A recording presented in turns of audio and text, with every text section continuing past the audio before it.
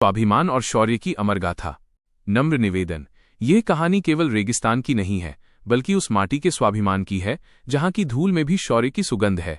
ये दास्तान है राजस्थान की, जिसे एक समय राजपूताना कहा जाता था और जहां के योद्धा पीठ पर वार करना नहीं जानते थे, वे जीते थे अपनी आन बान और शान के लिए। प्रस्तावना। समय था 5 जनवरी 1544 ई का। दिल्ली की सल्तनत पर उस समय अफगान सम्राट शेरशाह सूरी का बोलबाला था, जिसने लगभग पूरे हिंदुस्तान को अपने अधीन कर लिया था। उसकी आंख अब थार के रेगिस्तान पर थी, जहां मारवाड़ के अदम्य शासक राव मालदेव राठौड़ का शासन था।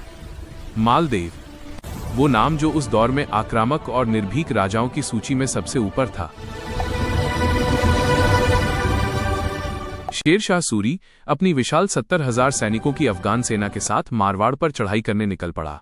उसका अहंकार आसमान छू रहा था। उसे लगा कि रेगिस्तान के इन राजाओं को हराना तो बच्चों का खेल होगा। विशाल सेना बनाम अडिग संकल्प। सुमेल नामक स्थान पर दोनों सेनाएं आमने सामने खड़ी थीं। मालदेव की सेना संख्या में बहुत कम थी, पर उनके हौसलों में आकाश था। उनकी सेना का पूरा दारोमदार 2 वीरों के कंधों पर टिका था, माइनस उनके सर्वोपरि सेनापति जैता और कूपा। ये दोनों सिर्फ सेनापति नहीं थे, ये मालदेव की सेना की धड़कन थे, उनके विश्वास का प्रतीक थे। सीधे शब्दों में कहें तो ये 2 रणबांकुरे पूरी सेना के बराबर थे।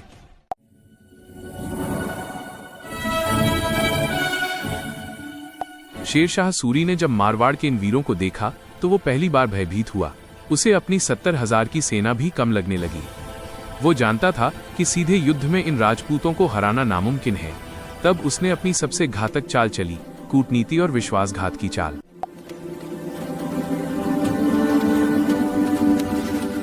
विश्वासघात का काला साया। रात्रि के गहन अंधेरे में धूर्त शेरशाह सूरी ने एक भयानक षड्यंत्र रचा। उसने मालदेव के शिविर में ये अफवाह फैला दी और कुछ जाली पत्र डलवा दिए कि उनके सबसे प्यारे सेनापति जैता और कूपा धन के लालच में आकर उससे मिल गए हैं और विश्वासघात करने वाले हैं। राजा मालदेव अपनी सेना के सर्वोच्च राजा होते हुए भी इन पत्रों पर विश्वास कर बैठे। विश्वासघात की बात सुनते ही उनका हृदय टूट गया। वो घबरा गए, उनके पैरों तले से जमीन खिसक गई।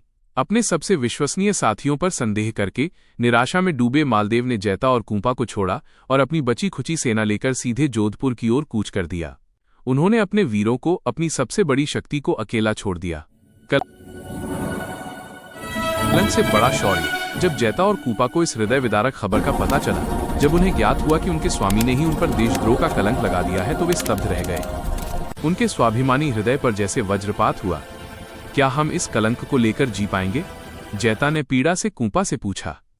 नहीं, कूपा का जवाब चट्टान सा अडिग था। हम इस कलंक को लेकर नहीं जी सकते। हम रणभूमि में प्राण त्याग देंगे, पर हमारे माथे पर लगा ये झूठा दाग मिटाकर ही जाएंगे। चलो आज इस शेरशाह सूरी को बाजरे की धरती की असली ताकत दिखाते हैं।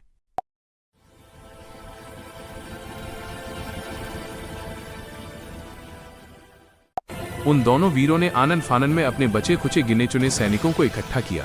उनकी संख्या 10-12,000 से अधिक नहीं थी, जबकि सामने 70,000 अफगान सेना थी। रण में 2 सिंहों का तांडव। सूर्योदय होते ही जैता और कूपा ने अपनी छोटी सी सेना के साथ शेरशाह सूरी की विशाल सेना पर ऐसे टूट पड़े, जैसे 2 भूखे सिंह शिकार पर टूटते हैं। वो युद्ध नहीं था, वो एक शौर्य का तांडव था। उन 2 रणबांकुरों ने ऐसा अदम्य पराक्रम दिखाया कि 70,000 अफगान सैनिकों के पैर उखड़ गए। वे घबराकर डगमगाने लगे। शेरशाह सूरी की सेना का मनोबल टूट गया। वे भागने लगे। ऐसा लगा मानो मुट्ठी भर राजपूतों ने पूरी अफगान सल्तनत को रौंद दिया हो।